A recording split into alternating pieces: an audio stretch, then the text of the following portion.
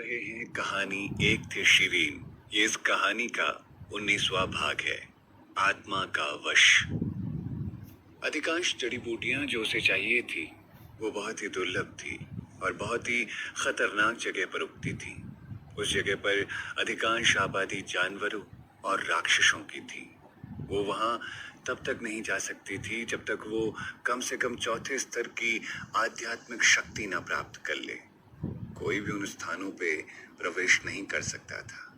यही कारण था कि जड़ी बूटियां बहुत महंगे दाम पर बिकती थी। एक जड़ी बूटी कई हजार मोहरों में बिक रही थी। इसीलिए उसका मुख्य कार्य या तो पैसे की तलाश करना था या स्वयं जाकर जड़ी बूटियों को इकट्ठा करना था। हालांकि उसकी प्रतिभा अभी तक चौथे स्तर तक नहीं पहुंची थी, लेकिन उसके पास टेलीपोर्ट करने की क्षमता थी। इसीलिए वो महत्वपूर्ण क्षणों में टेलीपोर्ट करके खुद को बचा सकती थी। अब वो योजना के बारे में सोच ही रही थी तो उसने अपने कमरे के बाहर कुछ शोर सुना। वो चौकन्नी हो गई और उसने तुरंत ही कांच के डब्बे को बंद कर दिया और उसे एक सुरक्षित स्थान पर रख दिया। उसके बाद उसने किताब उठाई और पढ़ने के लिए अपने बिस्तर पर लेट गई। थोड़ी देर बाद उसने देखा कि उसके कमरे के बाहर कुछ हलचल थी। हल्की आवाज में कोई कुछ कह रहा था, छोटी बहन, क्या तुम कमरे में हो? यह आवाज शशिकला की आवाज की तरह लग रही थी। बाहर खड़ी नौकरानियों को शिरीन द्वारा आदेश दिया गया कि वो किसी को भी उसकी अनुमति के बिना घर में ना आने दें।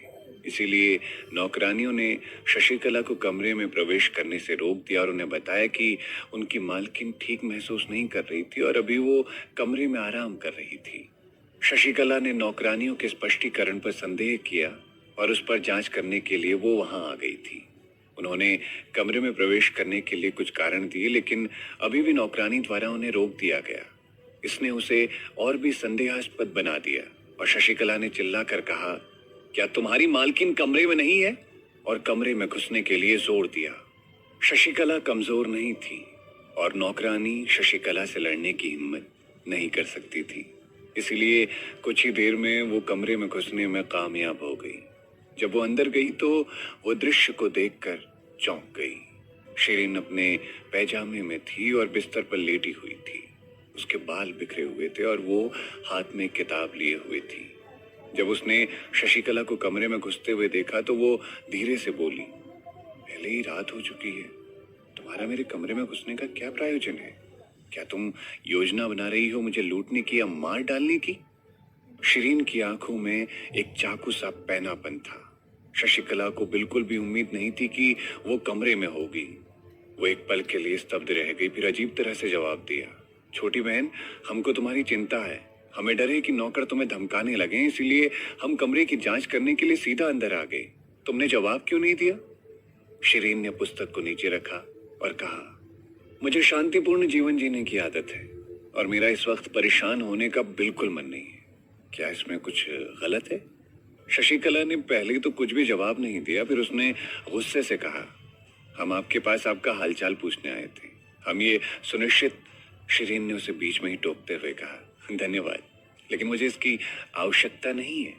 शिरीन ने धीरे से बोला, नौकरों, कृपया अंदर आओ। एक नौकरानी जो बाहर खड़ी थी कमरे में आई और आदेश का इंतजार करने लगी। वो कौन था जिसने अभी कमरे के बाहर सेवा की थी? कृपया उस व्यक्ति को आने के लिए कहें। नौकरानी जल्दी से बाहर गई और दो नौकरानियों को ले आई। शिरीन खड़ी हो गई और दो नौकरानियों को देखा जो उसके सामने घुटने टेके बैठी थी। आपकी मालकिन कौन है? उन दो नौकरानियों ने झुककर जवाब दिया, हम शिरीन जी की नौकरानी हैं और वही हमारी मालकिन है। शिरीन की आवाज और भी तीखी हो गई, जब आप जानती हैं कि मैं आपकी मालकिन हूं तो आपने इनको अंदर आने से मना क्यों नहीं किया? उन दो नौकरानियों ने बार बार माफी मांगी। मुझे माफ कर दो मालकिन, मुझे पता है कि मैं गलत हूं। शिरीन ने नरम लहजे में कहा, मैं एक ऐसी औरत हूं जो एक शांतिपूर्ण जीवन को महत्व देती हूं और मुझे परेशान होना पसंद नहीं है। मैंने पहले भी आप सभी को बताया है कि मेरी अनुमति के बिना जो कोई भी मेरे कमरे में आएगा उसे चोर समझा जाएगा। इस बार आप इन्हें रोकने में विफल रही, इसीलिए इसे आपकी गलती माना जाता है। क्योंकि ये पहली बार है इसीलिए मैं जरा सख्ती से निपटूंगी। आप में से प्रत्येक को 10 बार लाठी से पीटा जाएगा और 6 महीने के लिए वेतन भी कम मिलेगा। आप इस फैसले से खुश हैं? जाहिर है ये दंड पहले से ही शिरीन द्वारा उल्लेख किया गया था, लेकिन किसी ने भी सोचा नहीं था कि वो इसके बारे में गंभीर होगी। अब जब शिरीन ने सजा का आदेश दे दिया तो वो शिकायत भी नहीं कर सकते थे। उन्होंने सजा को स्वीकार कर लिया। इसके बाद शिरीन ने घर की नौकरानी को उन नौकरानियों को लाने के लिए कहा जिन्होंने शशिकला को रोकने की पूरी कोशिश की और उसे उसके अच्छे काम के लिए पुरस्कृत किया। साथ ही साथ उसने उस नौकरानी को एक सामान्य सफाई नौकरानी से बदलकर अपनी निजी नौकरानी के रूप में पदोन्नत किया। इनाम और सजा की प्रक्रिया केवल शशिकला के चेहरे पर एक थप्पड़ था। इससे पहले कि वो प्रक्रिया पूरी कर लेती, शशिकला चुप नहीं रह पा रही थी। उसने गुस्से में आकर कहा, आप बहुत हास्यास्पद हैं। हम आपकी बहन हैं। आपके घर में प्रवेश करने में क्या बुराई है? क्या हम इस घर में नहीं आ सकते? ये मेरे पिता का घर है। शिरीन हल्का सा मुस्कुराई और बोली, क्या आप सीधे पिता के अध्ययन कक्ष में घुसने की हिम्मत करती हैं? क्या आप सीधे अपनी माँ के कमरे में घुसने की हिम्मत करती हैं? शिरीन ने तीखे स्वरों में पूछा। शशिकला हक्की बक्की रह गई। उसे शिरीन के सवालों के उत्तर देने में तकलीफ हो रही थी।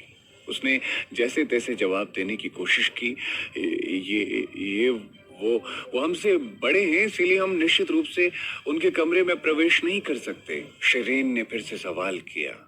ऐसा है तो आपका तीसरी बहन के कमरे के बारे में क्या ख्याल है? क्या आपने कभी उनकी अनुमति के बिना उनके कमरे में प्रवेश किया है? शिरीन ने उसकी ओर देखा और अपनी बात जारी रखी। क्या ये कहा जा सकता है कि आपके कमरे में बिना किसी अनुमति के अन्य सभी बहनें स्वतंत्र रूप से प्रवेश कर सकती हैं? शशिकला फंस गई थी।